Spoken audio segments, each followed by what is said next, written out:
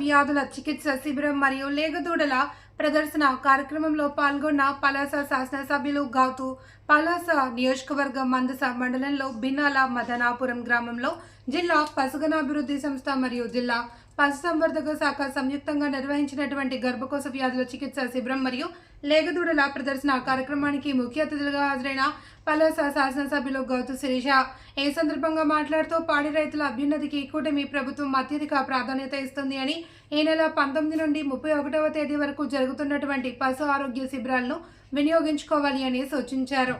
పాడి పరిశ్రమ లాభసాటిగా సాగాలంటే లేగదూడల పెంపకంపై పోషకులు ప్రత్యేక దృష్టి పెట్టాలన్నారు.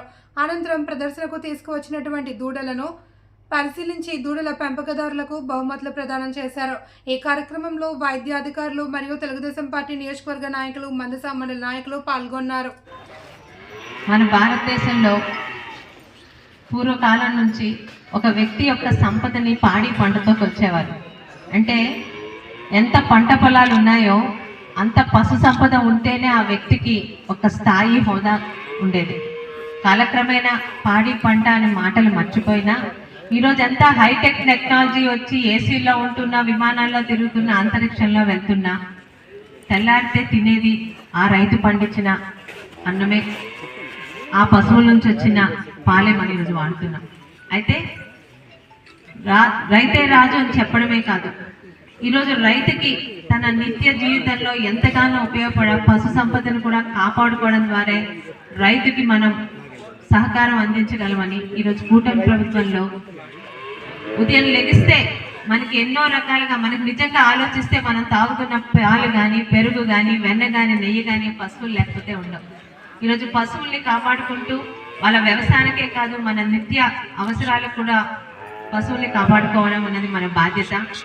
కూటమి ప్రభుత్వం ఇది ఈరోజు ఈ 18 నెలల కాలంలో అన్ని మండలాల్లో అటెండ్ అవుతున్నామండి. అంటే రైతే రాజు అని కబుర్లు చెప్పి వదిలేయడమే కాదు, రైతుకి ఎన్ని రకాలుగా ఈరోజు మనం పథకాలతో వస్తున్నామో ఆ రైతుకి సహాయపడుతున్న ఈ పాడిని కూడా కాపాడుకోవడం మనందరి ఉమ్మడి బాధ్యత అని కూటమి ప్రభుత్వం ప్రత్యేక శ్రద్ధతో ఈ పశు ఆరోగ్య శిబిరాలని ప్రారంభించారు.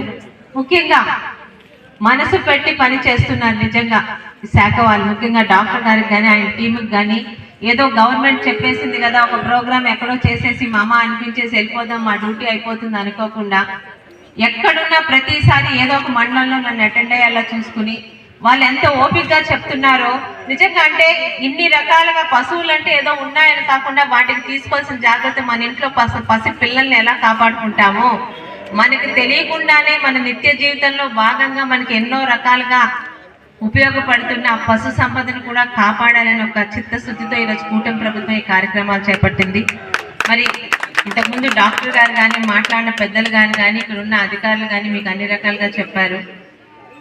ఉచిత నట్టల నివారణ కార్యక్రమం కానీ, వ్యాధి నిరోధక టీకాల కార్యక్రమం కానీ, అలాగే పల్లె పండుగ గోకులాలు కానీ, అవగాహన సదస్సులు, పశు గ్రాసాల సాగు, హరిత గోపాలం, సంచార పశు ఆరోగ్య సేవా వాహనాలు, పశు బీమా పథకం, నాణ్యమైన ఇన్పుట్ సరఫరా, పశు కిసాన్ క్రెడిట్ కార్డు, లింగ నిర్ధారిత వీర నాలికల పంపిణీ. అంటే పశు సంపదని ఆరోగ్యకరంగా మనతో పాటు భవిష్యత్ తరాలకు కూడా అందించాలంటే ఇన్ని రకాలుగా మనం జాగ్రత్త పడితేనే మన భవిష్యత్ తరాలకి పశు సంపద కూడా ఆరోగ్యకరంగా ఉపయోగపడుతుంది.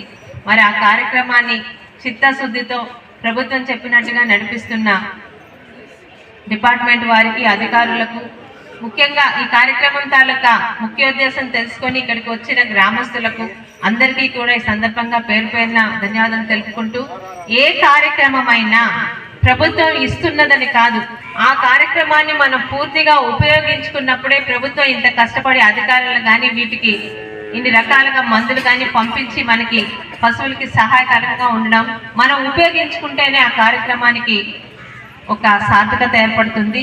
దయచేసి మీకు ఎటువంటి సందేహాలున్నా, ఎటువంటి అవసరాలున్నా ఈ అవగాహన సదస్సుల ద్వారా ఇక్కడ ఉన్న వైద్యులకు కానీ, అధికారులకు కానీ అడిగి ఎటువంటి సహకారం కావాలన్నా నిర్మోహమాటంగా అడిగి తీసుకుంటారని, తద్వారా పశు సంపదని కాపాడుకోవాలని సూచిస్తూ మరి ఈ కార్యక్రమంలో నన్ను భాగస్వామ్యం చేసిన అధికారులకు, ఇక్కడికి వచ్చిన గ్రామస్తులకు ప్రతి ఒక్కరికి కూడా పేరు పేరున నా ధన్యవాదాలు.